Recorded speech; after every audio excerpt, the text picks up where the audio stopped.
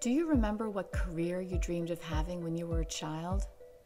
If you were a woman, the answer of what was possible most often depended on when and where you were born.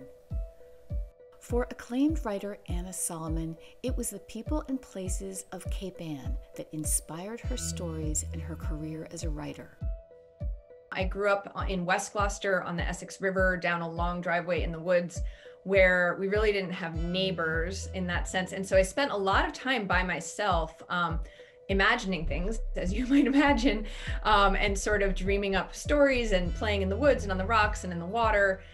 And I think it just had it became like the natural world here became a large part of my sensibility and my sense of self. And so I think has really informed me and did offer actually a really strong sense of belonging.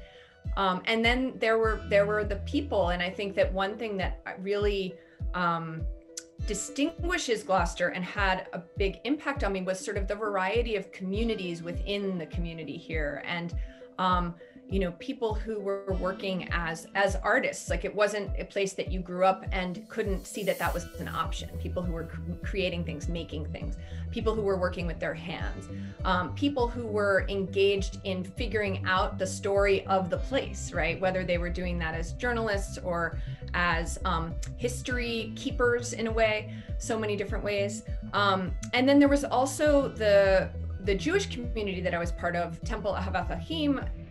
Anna launched her creative career by working locally with Sandy Tolan, a writer and producer of the series Gloucester at the Crossroads. Anna has won many awards and written 3 novels since her early days on Cape Ann. Anna's latest novel, The Book of V, explores women's lives and choices. The novel spotlights how female power and powerlessness have evolved over time. I was born in 1977, kind of on the heels of the second wave women's movement, at a moment that seemed to promise for at least some women, that equality had now been won. We no longer had a need for feminism. That, when I was coming of age in the 90s, in college, feminism was talked about as within theory or history. Like, it didn't seem that it was something that we needed now.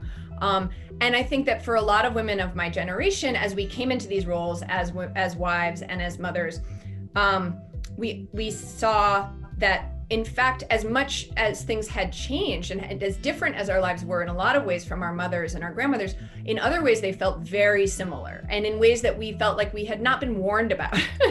And I think that that is a real source of confusion, sometimes shame, sometimes guilt, like lots of different and strong feelings. And I wanted to examine that question, and in particular the question of how sort of the stories that we tell each other and ourselves about women's lives get passed down generation to generation. There are many more incredible women from Cape Ann, like Anna Solomon, who have reimagined narratives and assumptions about women's choice, power, citizenship, and place in history.